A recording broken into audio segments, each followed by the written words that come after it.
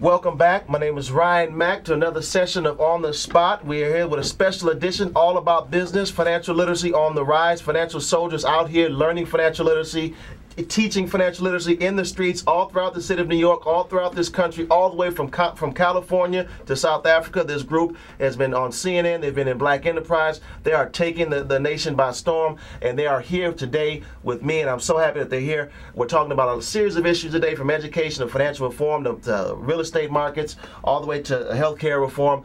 Now we're going to be talking a little bit about financial market reform, a very good, interesting topic. We've seen a lot of things go on in this economy, and we need financial market reform. So here today, Tyrell, tell us a little bit about what you think financial reform needs to be done and how we need to attack it.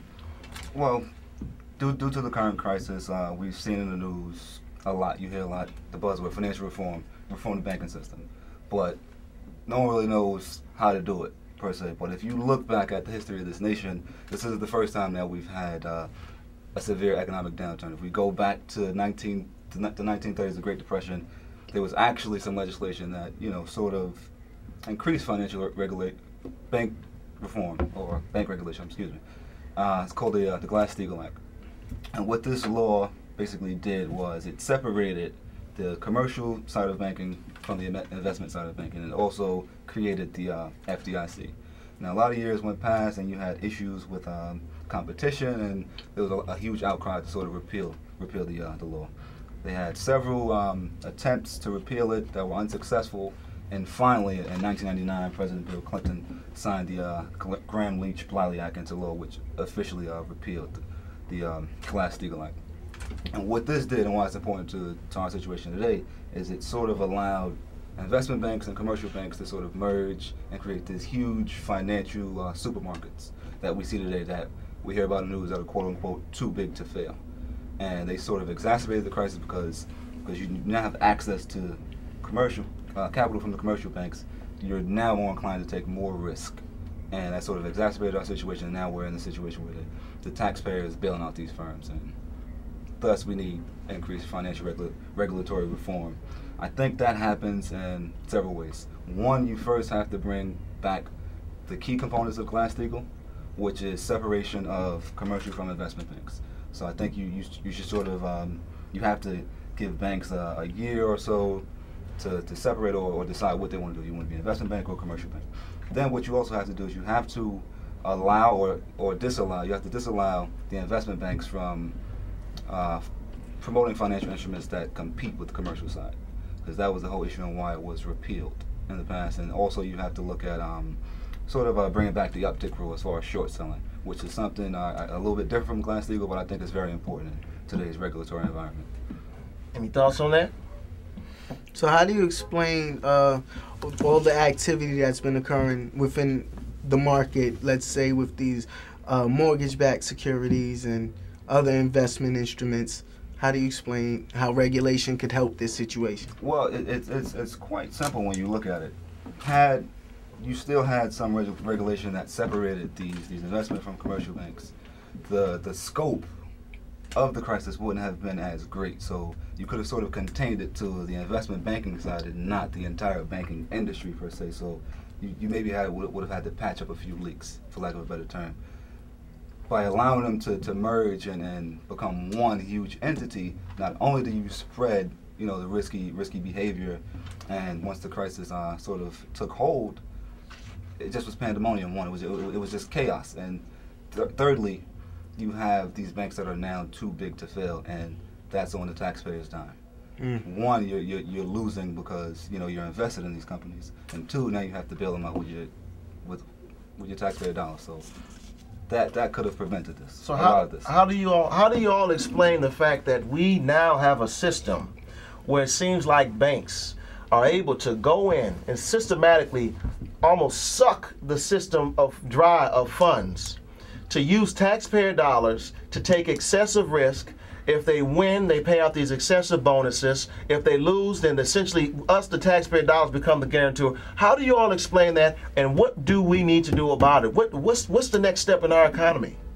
I think we need to stop putting out these large stimulus packages to actually help these companies. I think we need to allow them to go bankrupt. I know it's going to be It might turn out to be a depression, or it might, you know, have some sort of backlash. But I still feel that all that stimulus package is doing is delaying their irresponsibility, because they're going to continue to say, all right, if we do good, we get bonuses. If we do bad, the government and the people are going to bail us out. So we're going to be all right either way it goes. So I think they really need to learn their lesson. If you look at the Great Depression, where they didn't bail those companies out and they just let things happen and everything fell down, but you know, you had a great president that was able to, you know, rebound and help the country back. And I think that Barack Obama is that president. I feel that if they wouldn't have did the stimulus package and just let things go, then I think that it would have been better off in the long run, because they would have actually learned from what they did, as opposed to just giving them a Band-Aid to cover it up, because I feel the wound is going to eventually be reopened.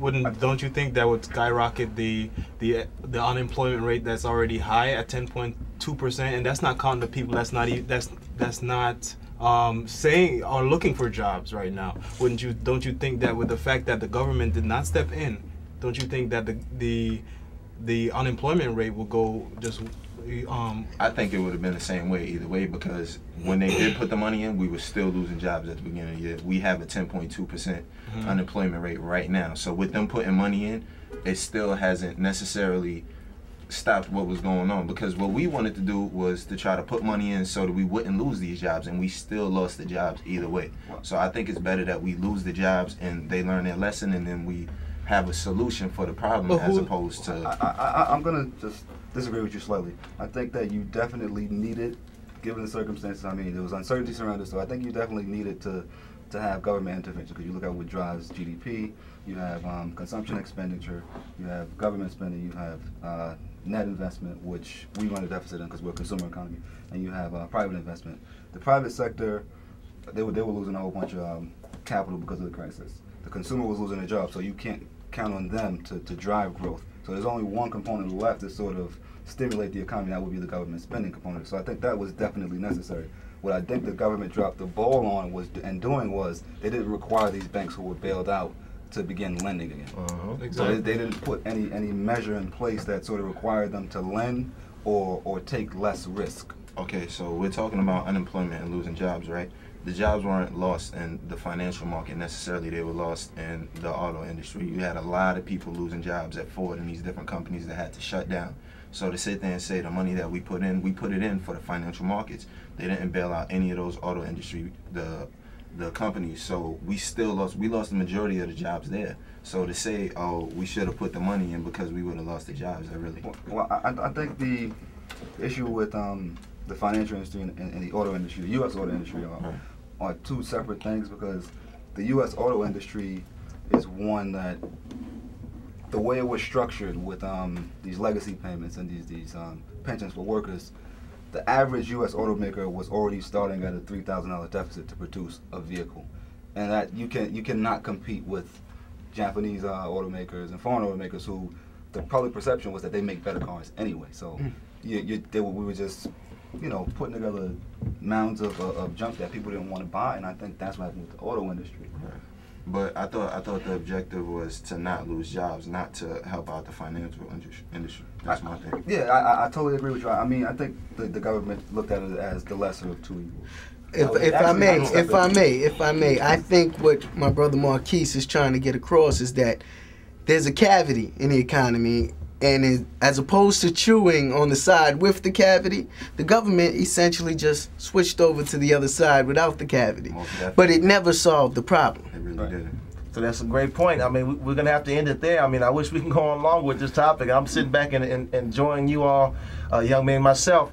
But again, this is what we're all about. I mean, at the end of the day, folks say that you all in college do not have opinions, do not have, cannot express views articulately. I think that All About Business is proving them wrong. And you're seeing it right here on the Spot, another special edition with All About Business. Again, youth financial literacy soldiers on the rise, taking financial literacy to the streets, to your household. It is cool, again, to learn about financial literacy. We'll be right back. Thank you.